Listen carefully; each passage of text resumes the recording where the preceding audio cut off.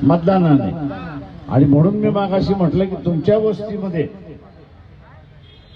तुमच्या वस्तीमध्ये जो RSS वाला आहे, तुमच्या वस्तीमध्ये जो BJP वाला आहे, त्याच्या घरात जाऊन तुम्ही सांगितलं पाहिजे।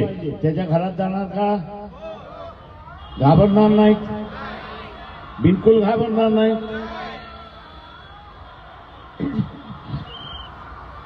त्याच्याकडे जाऊन सांगायचं आहे की आपलं भांडण खानदानी भांडण,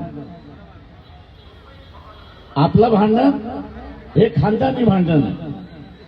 तुम्ही मनुवाद सोडणार नाही आणि आम्ही फुलेशाहू आंबेडकर वाद सोडणार।